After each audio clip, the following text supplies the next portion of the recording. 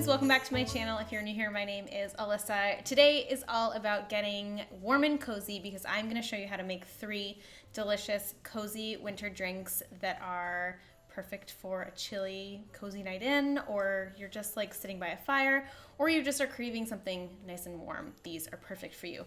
So we've got a rose matcha latte, which is a really delicious spin on matcha. Rose and matcha pair really well together, and it's really easy to make at home. We're also going to make a green tea latte, which is just a very simple latte that uses bagged green tea instead of matcha. Makes it a little bit more approachable for those of you who can't find matcha.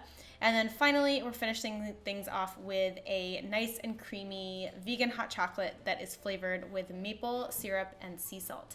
Topped with vegan marshmallows, it is so delicious. So you can find all 3 of these recipes down in the description box. They're up on the blog, and I will link them down below for you.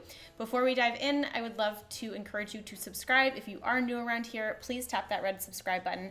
And don't forget to hit the like button as well. If you do like this kind of video, it really helps with the YouTube algorithm, and it helps our videos be seen by more people, so I appreciate that.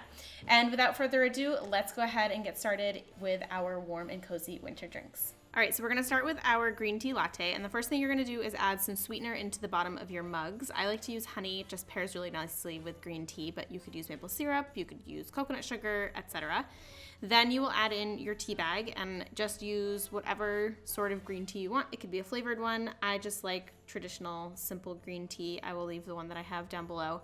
And then we will top it with hot water. And we're gonna let this steep while we steam our milk. So just let it steep, set it aside, and then we will steam and froth our milk. So the best way to do that is with a frother. If you have a frother, highly recommend it. If you don't, you can use a handheld frother with warmed milk. It just takes longer. This frother, I don't recommend. It doesn't work that well, so I will link the one that I have now that I recommend that works much better.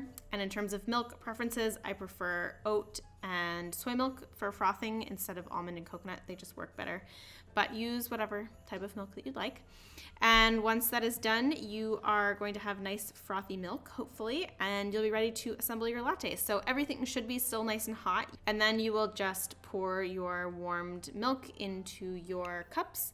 And then I like to top it off with the froth so that you get that kind of nice, like barista style latte. It's obviously not quite the same at home, but this still satisfies that craving. And then I always like to finish it off with something a little special. So I did a sprinkle of cinnamon and then an additional drizzle of honey.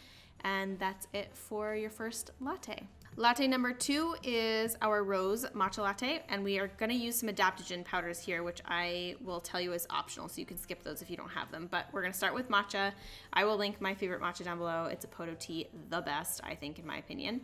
And then the adaptogens that I used in this one are Tocos powder, which makes it really nice and creamy, as well as yin powder, which is amazing for feminine health, and it's just really good. It has pearl in it. And then also some sweetener if you wanted. And then I'm also using some rose nectar here. You could use rose water or rose nectar. That's what's going to give you the flavor. And then we're going to add in some coconut butter. And to finish things off, you will just top it with your hot water. And we're making this in a blender, obviously. Then pop the blender on the base and blend it up until it is creamy and smooth. It should be nice and frothy because of that coconut butter and the adaptogen powders. Then you can just pour it in your mug and you're good to go. I will leave more instructions for rose stuff down below to help you out if you have any questions.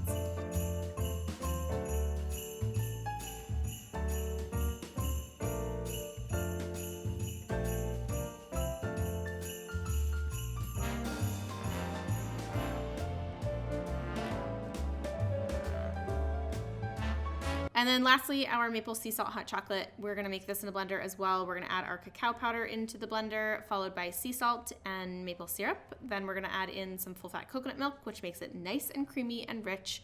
Top that with boiling water and you are good to go. You can blend that up in your blender until it is smooth and creamy and frothy and so delicious.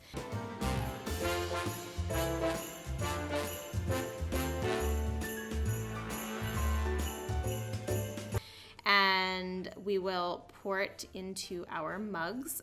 And I wanted to keep this as traditional as I could, so I decided to top this with mini vegan marshmallows. The brand that I used is called Dandies. I will link them down below. You can find them on Amazon as well as Thrive Market. And you'd never know they were vegan. They don't have any gelatin in them, but they have that like really nice marshmallowy texture. Anyway, so that's it for these. I also just finished them off with a lot of cacao powder sprinkling, but you can't go wrong with hot chocolate in the wintertime. It is literally the coziest of cozies. So I hope you guys give this one a try. The maple and the sea salt adds a really nice twist to the flavor, I guess, and it's just super delicious. So I hope you like it.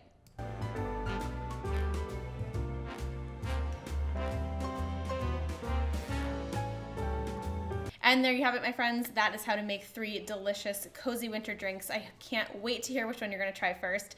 If I was you, I'd probably go for the hot chocolate because it's hot chocolate, and who doesn't like a steaming cup of hot chocolate, especially with vegan marshmallows on top. So good.